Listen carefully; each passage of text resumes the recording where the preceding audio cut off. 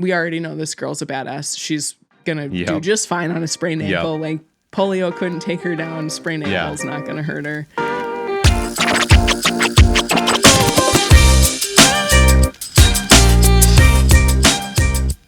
Hi, I'm Caitlin. Hi, I'm Alex. And welcome to a special episode of Raising the Game.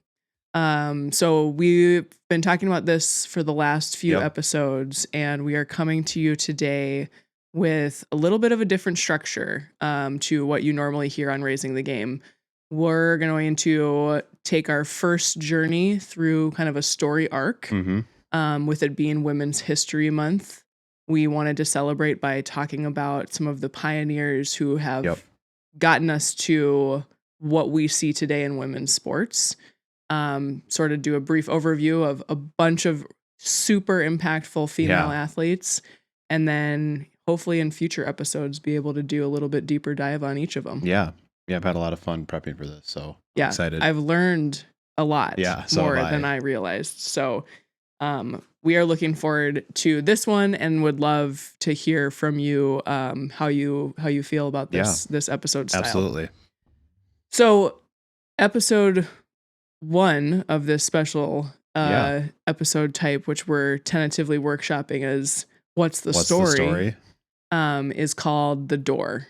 And really in that, we're using that as the metaphor for how these women sort of had to bang a door down, get it to crack open, all the different things, challenges they had to face as they were fighting for equality, equity, respect in a lot of cases. So let's get into it. Let's do it. So we spend a lot of time on the podcast talking about records. Talk about attendance records. We talk about world records in performance, right? We talk about sold out venues. We've been hyping some of those, high viewership games, viewership records and things like that. None of what we talk about here today on Raising the Game would be possible without the women who paved the way to get here. Absolutely.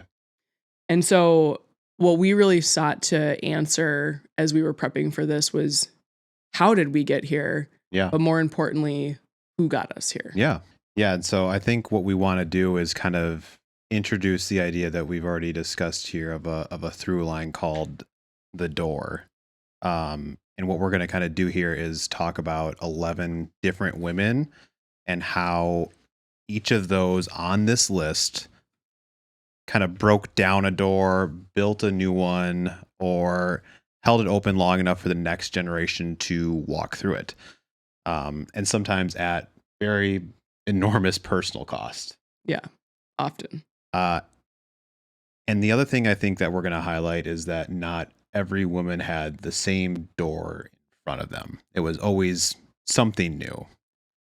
And so I think we're going to have a lot of similar themes here about kind of this relentless pursuit against different types of resistance, and then also kind of what differentiates them.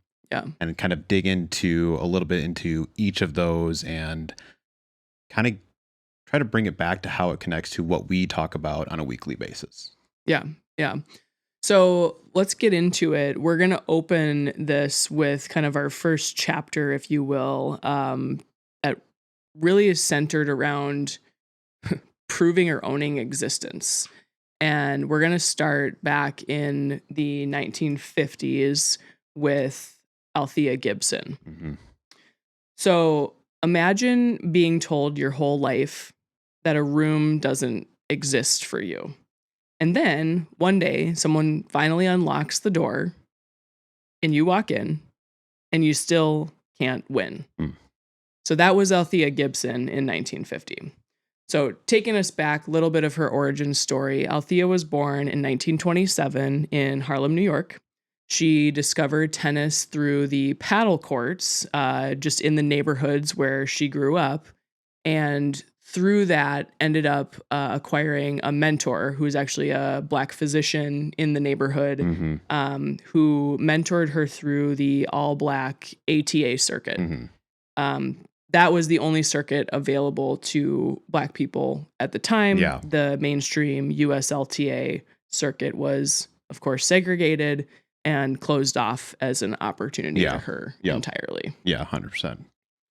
So moving ahead, we get into the 50s. So Althea is, 23 years old at this point in time. She has this door cracked open for her by white tennis champion Alice Marble. Yep. She writes a public letter shaming the establishment into compliance. So she's a really big tennis star at the time. Yep. She writes this letter to the USLTA and is basically like, it's abominable that you don't allow this woman to compete. Yeah. She's very qualified. The only reason you're excluding her is racism, right? Yeah. And they end up allowing Althea to play. Amazing. And Althea becomes the first Black player to compete at the U.S. National Championships in Forest Hills. So this is 1950. Yep. And then in 1951, so she showed up, was finally allowed to compete in the tennis circuit. And 1 year later, she is the first Black player to compete at Wimbledon. Yeah. Yeah. That's huge. That's a massive, massive achievement. And I think it's kind of interesting how she was able to getting there is not the same as being welcomed, really, right?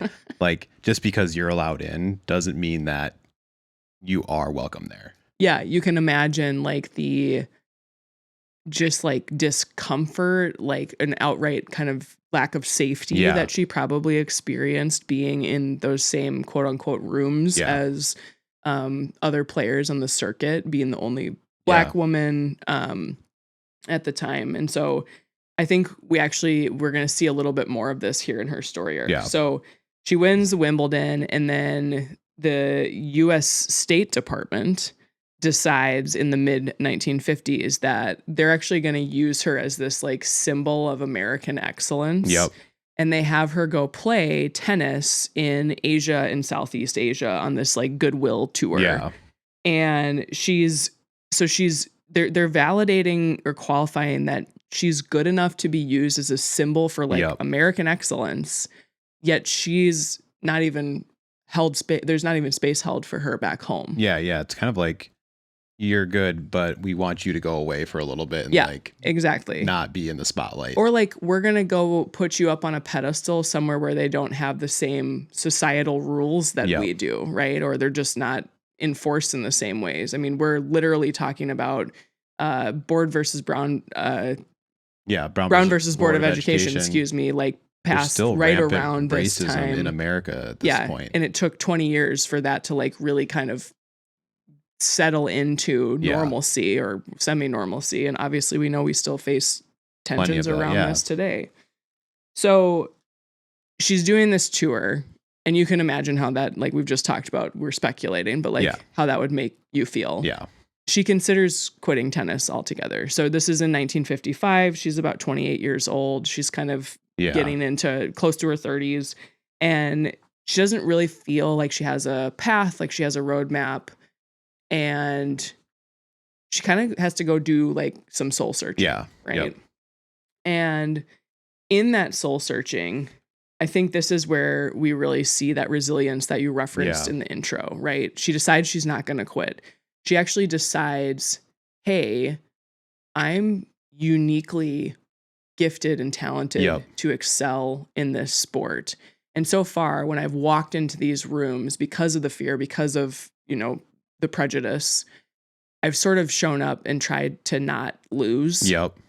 She's like, I'm going to go out and I'm going to dominate. Yeah. Right. Yeah. And I think the big thing there is that there's a lot of things that make the story great, and the decision of her to continue on is kind of the turning point here. Yeah.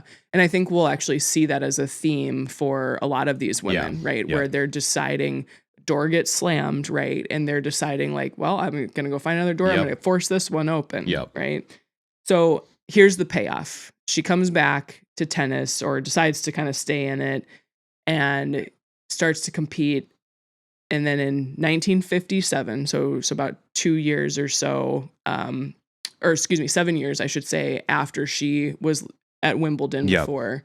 She wins Wimbledon Yep. on center court in Wimbledon in England, Yeah. right? And she's handed the trophy by Queen Elizabeth II. Yeah. Wow. And I like couldn't get this image out of my head because I'm sitting here being like, here we have the symbol of like one of the most extensive colonizing nations Yes. in the Yep. world. And then this woman who has faced segregation, Yeah. prejudices back home, obviously, right? And so it was just, I couldn't shake that image from my head Yeah. as I was thinking about her story. Yeah. It's like a weird juxtaposition. For some reason, I really imagine kind of a lot of kind of empty faces while the award's being handed off by Yeah. a lot of different people. For some reason. Yeah. But you know, what a way to kind of like reach that pinnacle. And then guess what, y'all? She turns around and she does it again. She wins back-to-back Wimbledon championships. She wins in that same time period, back-to-back US national championships. She is named AP Female Athlete of the Year during that time. And she is the first world number 1 ranked tennis player as a Black woman. Wow. So just out of that like desire to not quit Yep.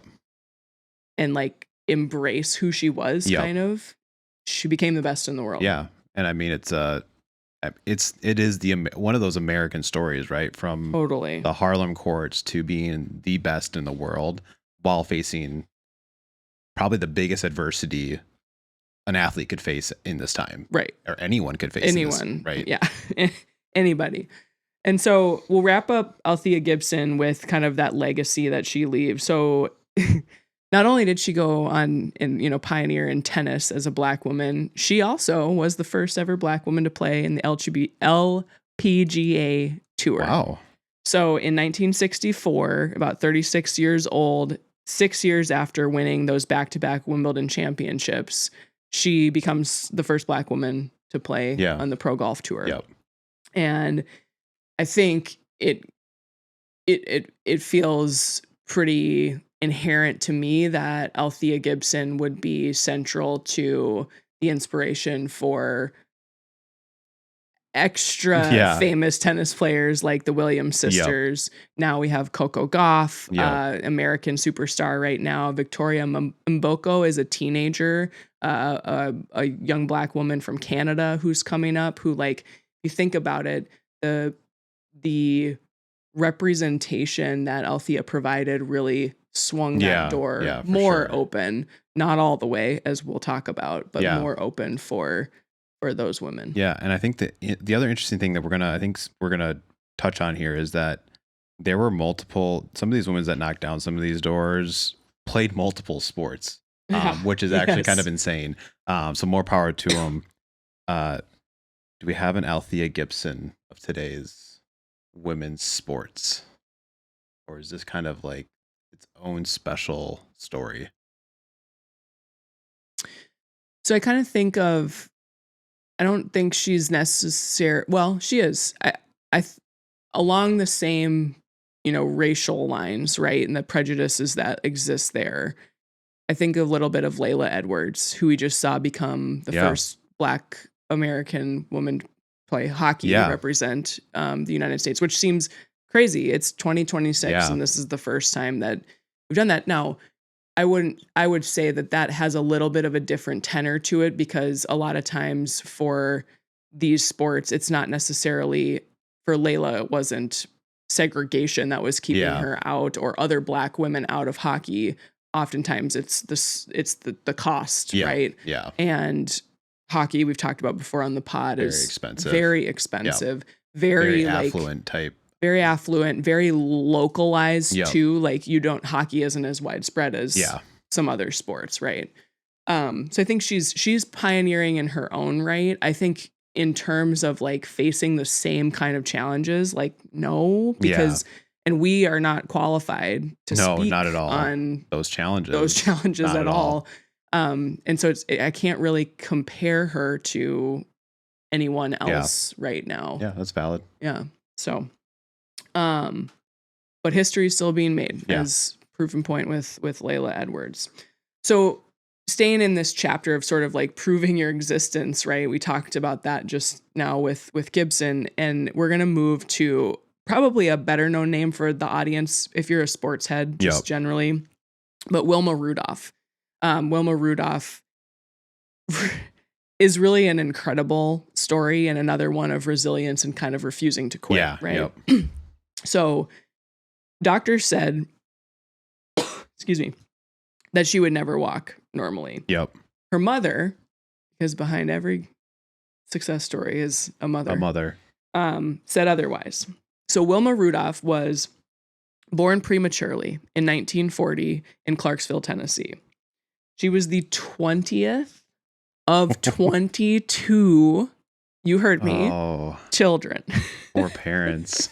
Her mom, y'all, snaps for her mom. Poor mom. And she spent the first decade of her life in a body that just kind of refused to work. Yeah. Right. She had double pneumonia, scarlet fever. She survived polio. Oof.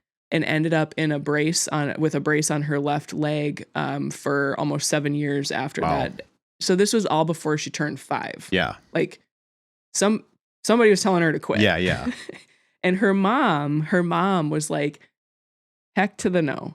You're gonna live, you're gonna thrive, Wilma. So she actually had like her, 24 brothers and sisters take turns. Mom set up like a rotation schedule for them to massage her leg to kind of like keep the blood flowing, right? And things like that. Things that are really, really important when you have an injury like that. Yep. And one day, she's 12 years old.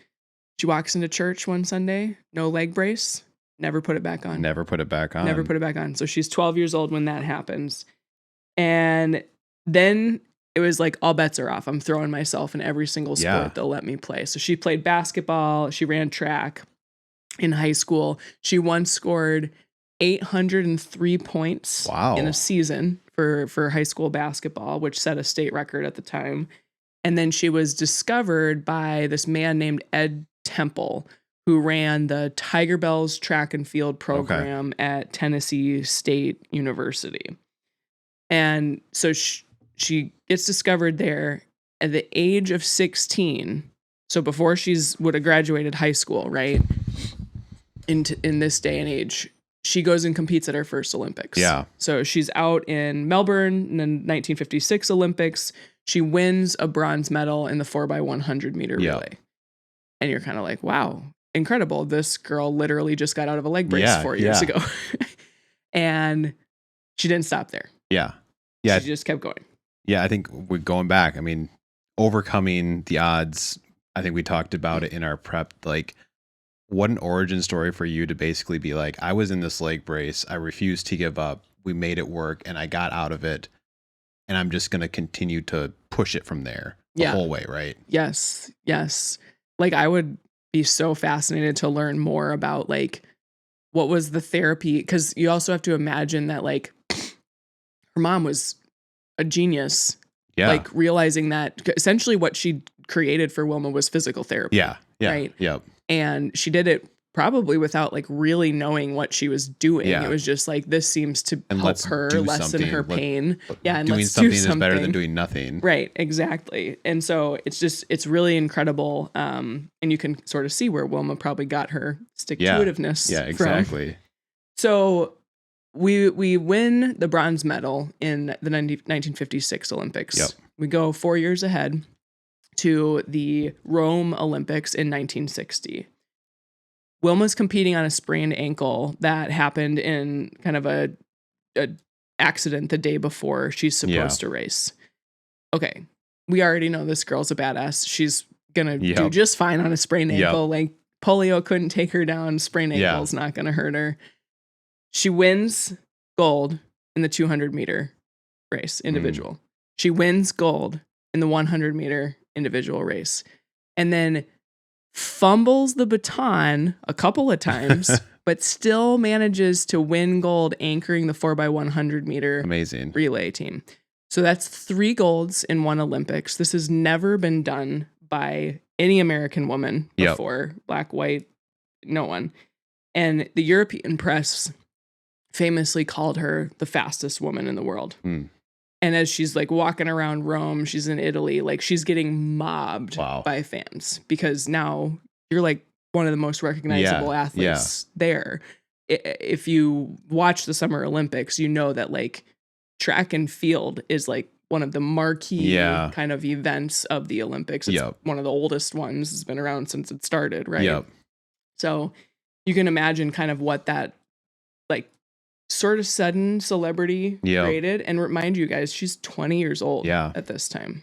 I think it's totally, I mean, hindsight's 2020, but like you learn about her origin story and then she gets a sprained ankle and you're like, this ain't slowing her down, right? Like she's still going to go out. Like, you know where this is going to happen.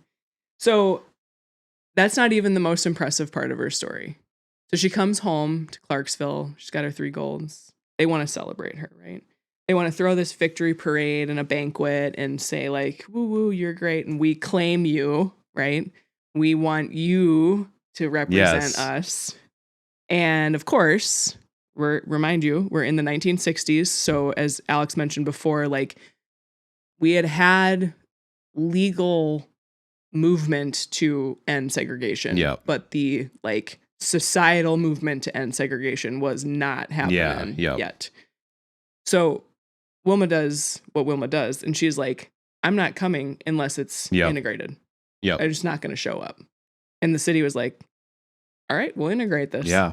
Because again, they wanted to kind of capitalize, right, on the celebrity and the notoriety, which we're going to see that as a theme too here. And so that homecoming parade became one of the first integrated public events in the country, and was the first integrated public event there in Clarksville, Tennessee. Again, I want to remind everybody, she was 20 years old and understood the power she had in that moment. There's a lot of different themes that exist in the different stories we have here. And this is one that will come up a lot as well, is where have these women also used their sudden celebrity, the power, whatever it is that they have to further something that's bigger than them. And we've got a couple of really good ones coming up that we're going to talk about, but I think that's a huge theme to also kind of listen for and understand that is going to happen a lot. For sure. So just wrapping up with her legacy, she actually retired from competition 2 years later at 22. She's like, I'm good. I've won. I'm going to go out on top and like be done with this, move on to the next thing in my life.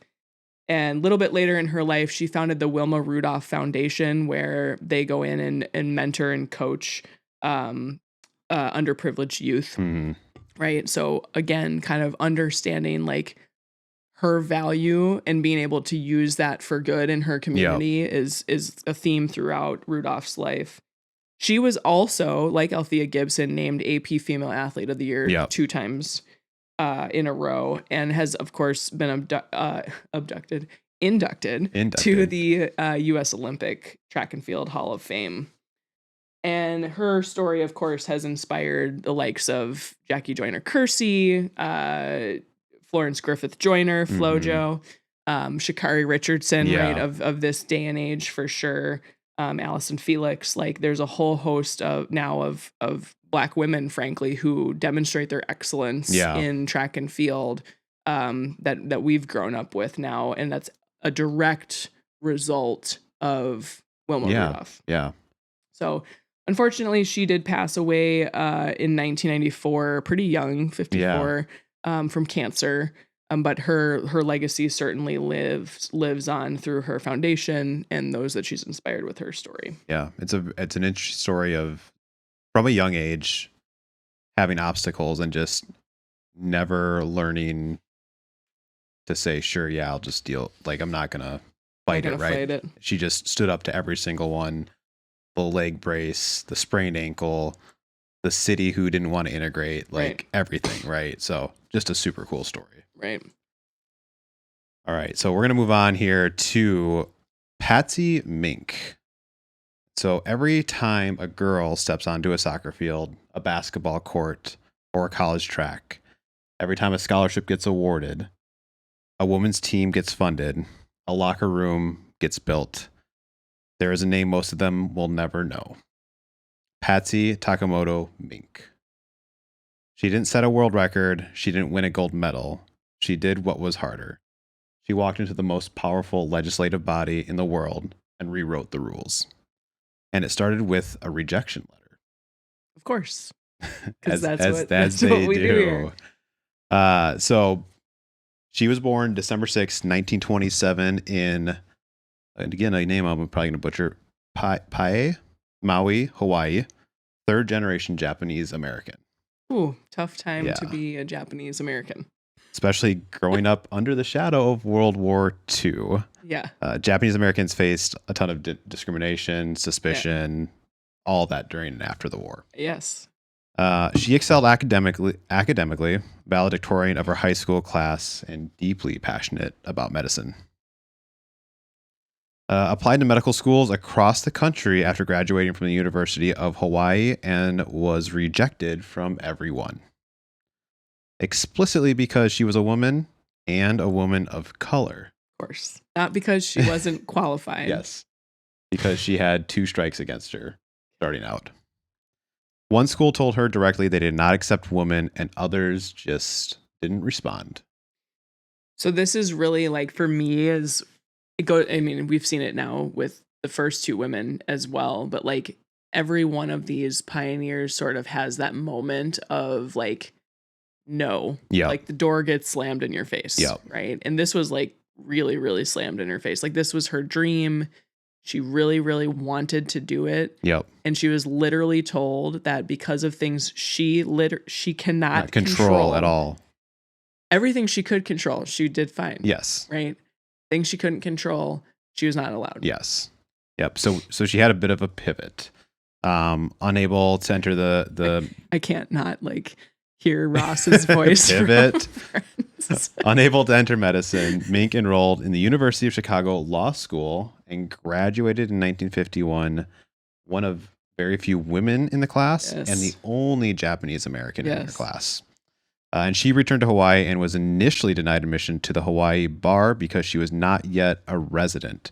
And she fought that and won. Again, this theme of fighting.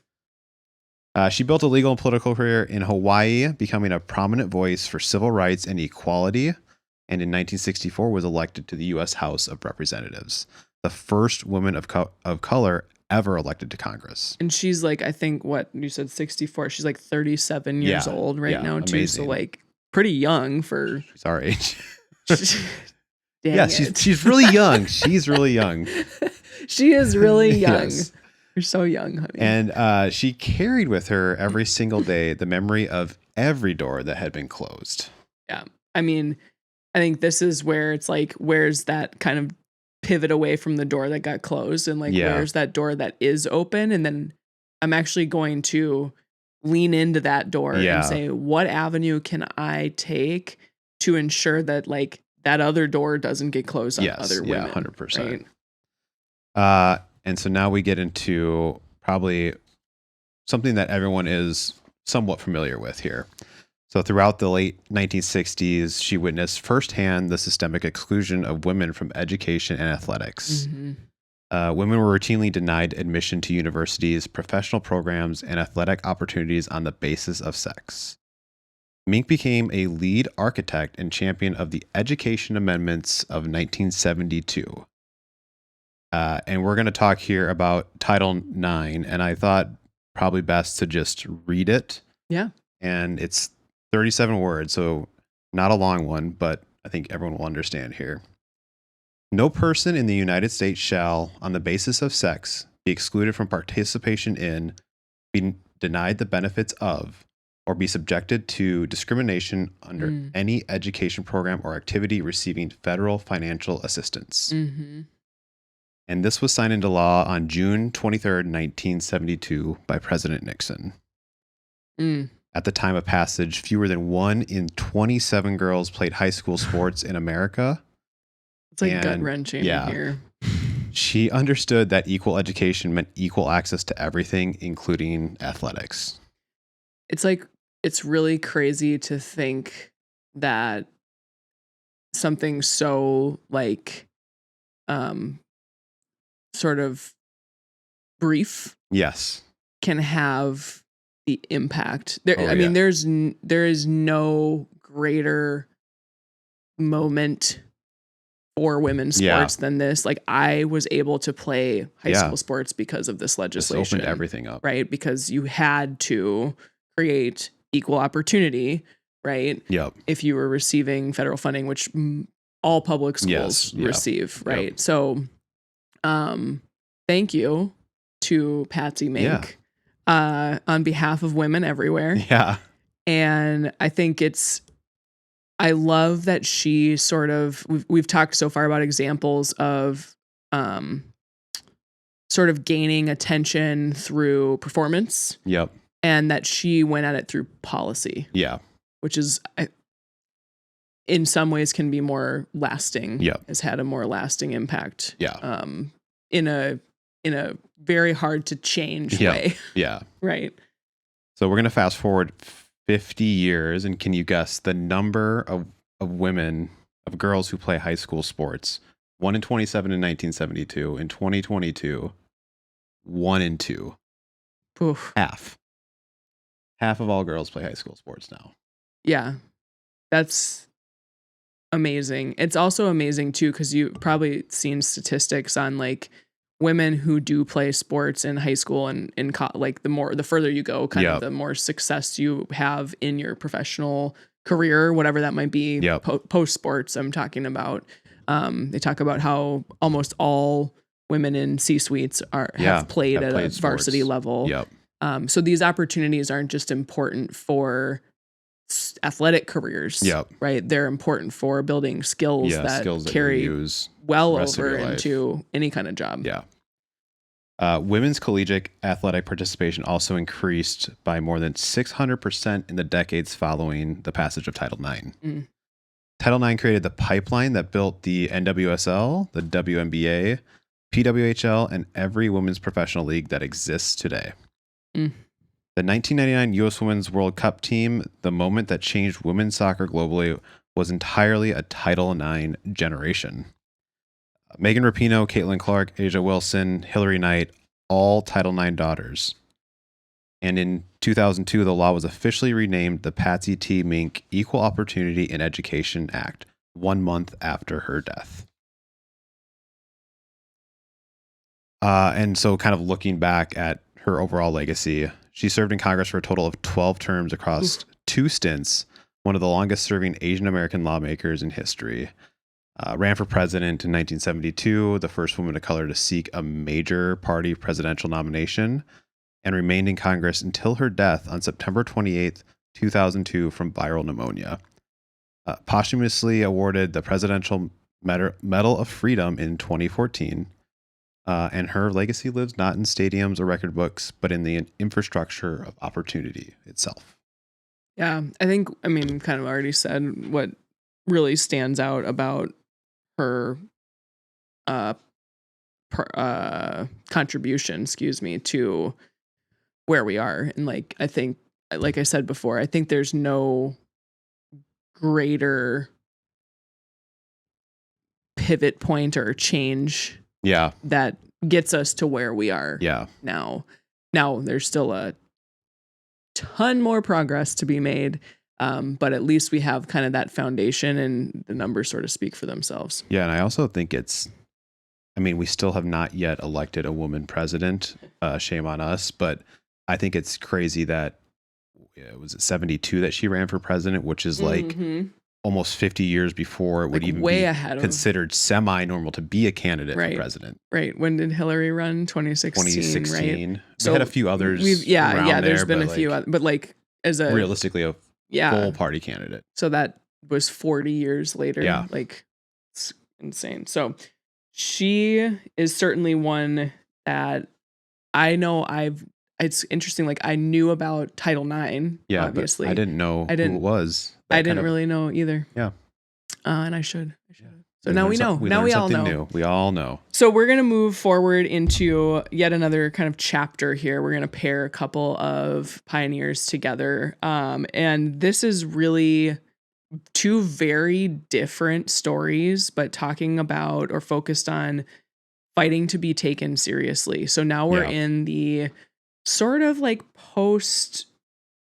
it's like around the Title Yeah. IX era, right? And you kind of have some parallel pathing of Gibson and Rudolph happening in the mixer here too. So keeping all of that in mind, we are going to jump into our story on September 20th, 1973. We're in the Houston Astrodome. There are 30,000 people there. There are 90 million people watching from home around the world. The world. That's a lot of people. Yeah, that's massive. And what they're watching is Bobby Riggs, 55-year-old former Wimbledon champion and self-proclaimed Why would you folks, self-proclaim male this? chauvinist, has spent months publicly declaring that women's tennis is inferior. And I'm just going to sidebar for a second, but like, what's new? Because we still hear this stuff this day and age. Okay, back to the story. He says that no woman could beat a top male player and that women belonged in the kitchen and the bedroom. Yep, he said it. Not on the court. Enter Billie Jean King, 29-year-old from Long Beach, California, walks into that arena carried on a golden throne by 4 men, accepted a live piglet from Riggs. I don't really know what that's about. We got to get the video on this, I think. Find it. And then she whooped his ass. Beat him up. She beat him in straight sets. They played by like the men's rule. So the men play 5 sets in their matches. And she beat him three sets in a row. We'll get to that in a little bit. But the highlight reel of that story, obviously fun and a little bit like over the top, right? And ostentatious, doesn't really give the full picture of what she had to fight through. So Billie Jean was born in 1943, like I said, in Long Beach, California. She picked up a tennis racket at the age of 11 and like immediately they knew she was special. Yeah. Right. Like she kind of just was one of those kids that Natural like skill. had a knack, really loved the sport, like that kind of thing. Quickly discovered that tennis is a country club sport. Speaking of affluent sports, It's very white. It's very wealthy. Yep. And it is deeply unwelcoming to people who are not in the club. Yeah. Right. So we're up against that. She decides she doesn't really care. She's like, I'm good at tennis. I'm going to play tennis. So she wins her first Wimbledon in 1966. So if you're doing math at home, she's 23. Yeah. Wins Wimbledon. And it begins this dominant run for King that spans decades, right? But 39 Grand Slam titles total. Despite that dominance, though, women's players at the time were paid a fraction of what the men's players were paid. So I think one example of this is in 1970 at the Italian Open, the men's champion is paid $3,500, which is probably a decent amount of money back then. Yep. The women's champion is paid $700. So they're literally paid 5 times more, the men are, than the women. Yeah, or 1/5. And so she decides, like, I'm not down with this. Yeah. I'm not going to stand for this. I'm bringing in the same people are coming to watch me as are watching the men, right?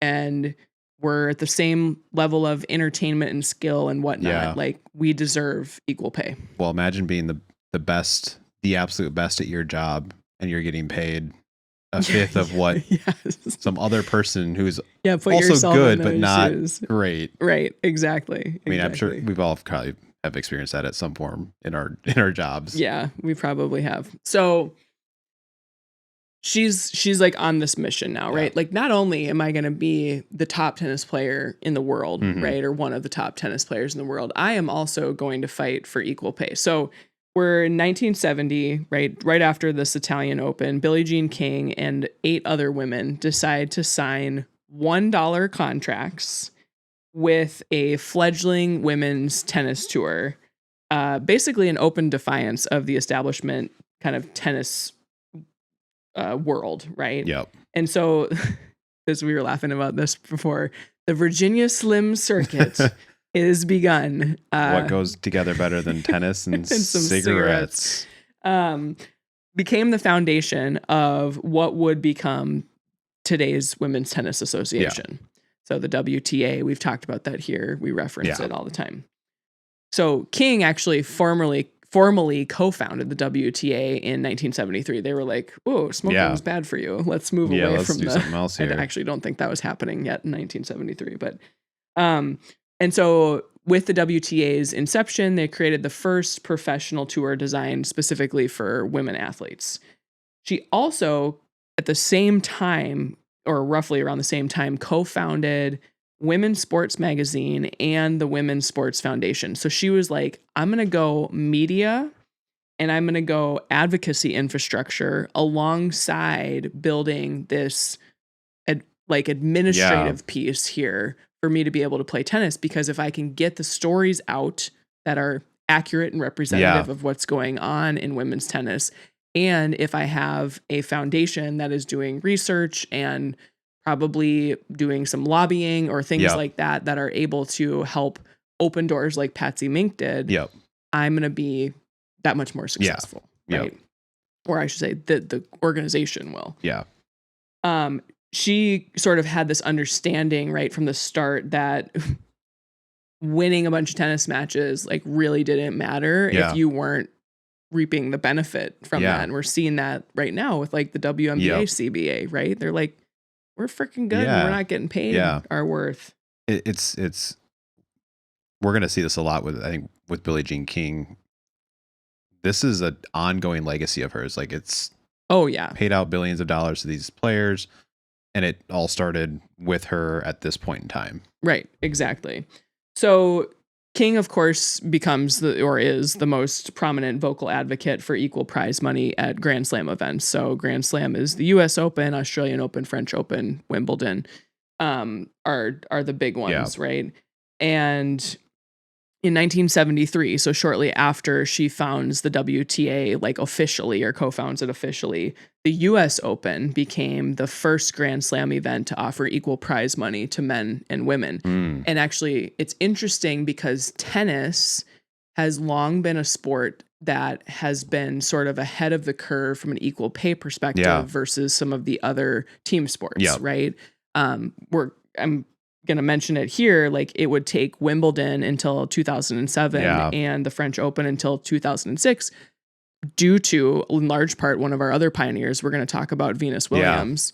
But they've been doing equal pay. I mean, we just got an equal pay piece of legislation for US soccer in 2022.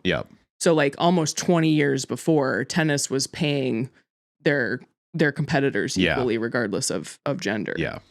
So I think, you know, she also went through periods of like threatening to boycott, similar to Wilma Rudolph, like not wanting to show up at that thing, kind of recognizing that like she's a draw. There's money to be made if she's there. And so if she doesn't show up, she's like, I'm gonna leverage that power. Yeah, exactly. I've got this power to take money out of your pockets. Right. Why are you taking money out of mine?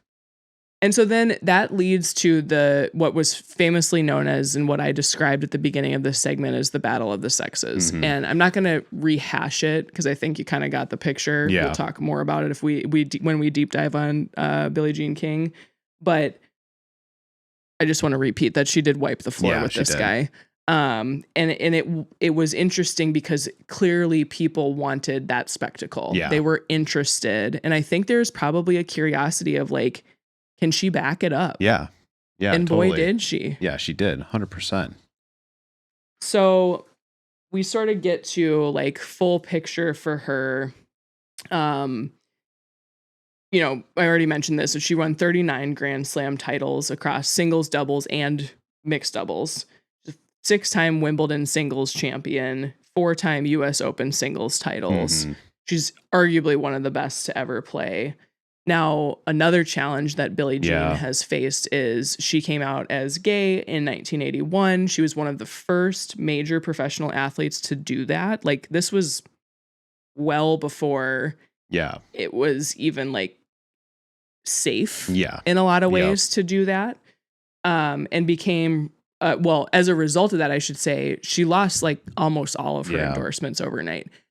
I think another example, though, of her, societally just like sign of the times, unfortunately, but like the bravery Yeah. to like live unapologetically as yourself Yep. in a world that you know is going to push back against that Yep. and you. For a lot of people, it would be a lot easier to just continue to hide that. Right. And she was like, no, that's not, Right. that's not I mean, me. she was almost 40 at this point. Like, you Yeah. kind of wonder, like, why wouldn't you? Right. Isn't it Yep. just easier? And I think she, like, it's not. Yeah. I think that's true for all queer people. Yeah. Right. Like, to kind of hide a part of yourself feels not good. Yeah. She's, then gone on to be a really prominent LGBTQ advocate, which is great because we need more of that Yes. representation for the reasons I just mentioned. She's been awarded the Presidential Medal of Freedom by President Obama in 2009. And she's been named one of the 100 most important Americans of the 20th century by Life magazine. And I got to add here, she is also the co-founder, strategic advisor, and advocate for the PWHL. And she actually has the MVP trophy is named after her. It's the Billie Jean King MVP trophy or award for the best player in the league, which I think kind of speaks to her, right? Yeah, I think a couple of things. One, it was really cool. She got to say, let's play hockey at one of the finals games we went to, which was really fun. But she's around all the time. As much as she was like a dominating force on the court, like the amount of institutions that she's leaving behind, like an insane legacy, both on and off the court, like just crazy to me. Yeah, agree. All right. So the next pioneer in this chapter, like I said, very different kind of path than Billie Jean King, but it is Donna Lopiano. So probably not a name that this is new to me. Many people know. I learned a lot reading up on her, and she's an administrator. So we're going to talk about this again, kind of like Patsy Mink, right? Kind of leading not with athleticism, but with legislation. Donna Lopiano actually was both. So we'll talk a little bit about her backstory, but to start us off, we're going to start Donna's story in 1975. So around the time that shortly after Title IX and Billie Jean King is doing the equal pay thing, she started the WTA, right? There's some momentum here. But we're at the University of Texas. The women's athletic program had a budget of $57,000 for the whole program for the whole year. $57,000. That's not much. The men's side of athletics and whatnot is millions. Even in the 70s. Right. They don't have any scholarships. They don't have facilities, at least not really worth mentioning, right? They don't have a national profile. Now think of the University of Texas at Austin, without a national profile. For women's sports. Like they are dominant in volleyball, track and field, swimming. I mean, basketball to a degree. They're in the Sweet 16 right now. They are in the Sweet 16 tomorrow, I think. So, Donna Lopiano arrives as the athletic director that year, 1975, with a legal pad, a vision, and an almost unreasonable belief that women's athletics deserved to be taken seriously. 18 years later, she left behind the most decorated women's athletic program in the country, 18 national championships across multiple sports, a scholarship infrastructure, and a model that every major university would eventually try to replicate. She did not just build a program, she built a blueprint for how this should be done. So let's go a little bit to her origin story. She was born on September 11th, 1946 in Stamford, Connecticut. She was a gifted multi-sport athlete. You referenced this before. Like she played all the sports, everything. baseball, basketball, softball, volleyball. She was often not allowed to participate because she was a girl, Yeah. right? Girl in the 40s, 50s at this point, Yeah. like probably not allowed to be playing. She didn't let the rejection break her like Yeah. a lot of our other pioneers. She was just like, okay, this isn't cool. Like, Yeah. let's go Still gonna find find a these. way to Yeah, do I'm going to this. find a way. Exactly. So she went on to be one of the greatest softball players in American history. When I was reading about this, I was like, you just like wonder about timing and how like if she had been now, Yes. like What now would there's she a have been? league. There's Yeah. like a league she could have played in, Yeah. right? And I'm sure that she may have those same thoughts, but she is one of the ones that made a league like Yeah. Athletes Unlimited Softball League or the Professional Baseball League like possible. Yeah. Well, and I think the important part here is that she experienced some of these things firsthand, and sometimes you Yeah. need someone in administration that has dealt with those type of things Yeah. in order to make the changes necessary. Totally. Totally. I agree. So she went on to earn a doctorate in physical education at the University of Southern California. And then in 1975, as we started, she was hired as the AD for Texas University of Texas. Excuse me. They would get Yes. really mad Yeah, if I they said would. it that way. If you're doing the math, she's 29. Yeah. So she's very young to be taking on. If The 37 was young, right? Yeah, 29 is exactly. very Really young. and so like we said, like she's taking over this program that has $57,000 to millions of dollars on the men's side, $57,000 for the women. No athletic scholarships exist. Title IX, of course, like Alex mentioned, had passed in 1972, but as with anything, right? It just takes time to infiltrate and to Yeah. actually the societal change on things like that, as we talked about with segregation, right? Just takes more time for Yeah. people to sort of change the way that they're Yeah, it thinking does. about things. So she gets there and immediately begins pushing for scholarships, elite coaches, facilities. She's like, we need all of these things, right? We cannot like expect this to be successful Mhm. without this infrastructure. Yeah. She, of course, faced significant internal resistance from university administration. I'm sure it's some of the same arguments I hear when I talk to Yeah. people about women's sports today, of like, that don't generate any money, Yeah. right? And things like that. What's interesting in a tie back to Patsy Mink is Donna kept a copy of Title IX on her desk. And she used it as both kind of a legal tool, like, hey, I've got legislation behind Yep. me to say that we need to be doing this, and just kind of a moral argument, Yeah. right? Yep. So, It's really interesting. I think the one thing, and I don't know if we have the answer for this, but like, how was Title IX enforced?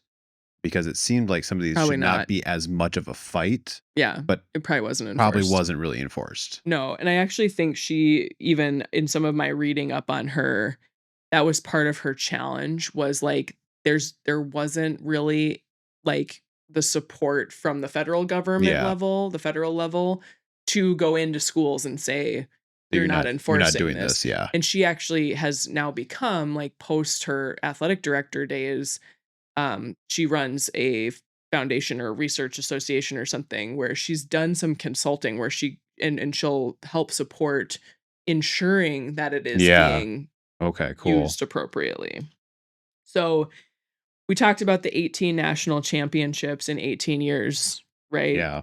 Dominant programs we talked about in swimming and dive, track and field, softball, volleyball, tennis, basketball, golf. She grew that women's athletic budget from that $57,000 to over $4 million in 18 years. And she was able to establish full scholarship programs across women's sports, which gave female athletes the same foundational Yep. support as their male counterparts. And she was also able to recruit and retain elite coaches as a result of this, which then draws athletes, Yep. right? There's kind of a little bit of a Flywheel. flywheel that Yeah. happens there. And Texas athletics really became the national model, right, for how these programs should be structured in the wake of Title IX, Yeah. right? Yep. Now you kind of have to, Yeah. to your Yep. point. Yeah. And so this proof of concept that she created of fully investing in women breed success, Yeah. right? like she proved that out over 18 years. Yeah, I mean, we just talked about this last week on our podcast. Like, you invest and look what happens, like Right. every time. And we Right. have, this is 50 years ago this started, Yep. We're still talking and about we're it. still talking about it. So in 1992, she left Texas to become the CEO of the Women's Sports Foundation.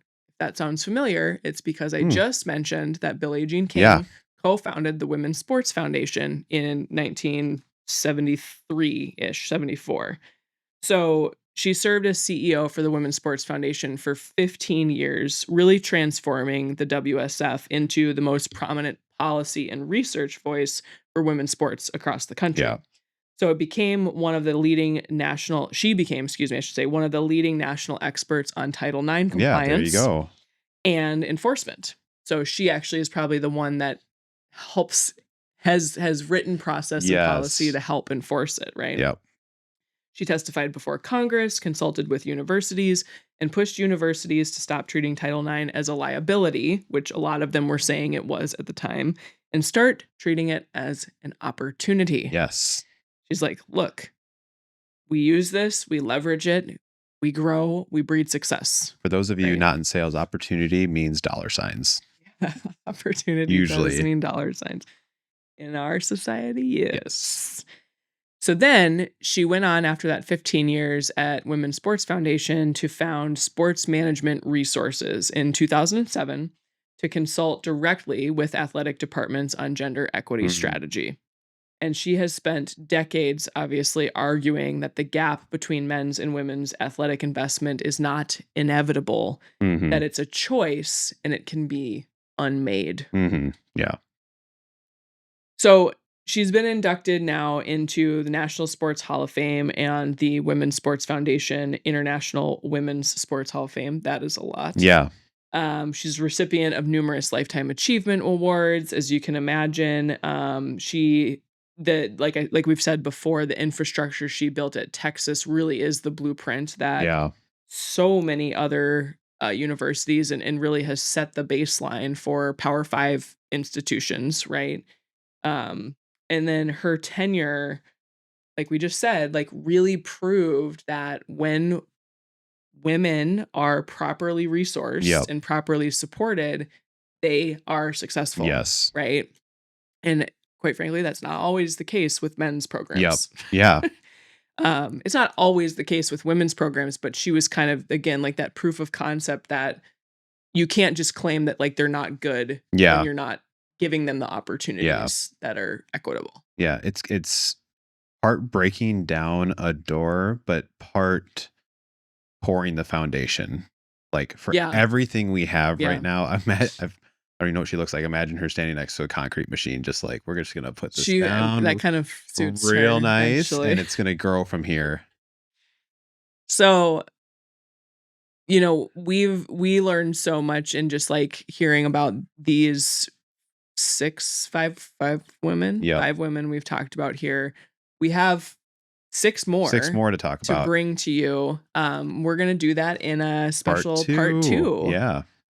We'll pull back some of the themes that we've talked about here, thread those through the narratives, and we're gonna launch ahead sort of into like now we've got some of our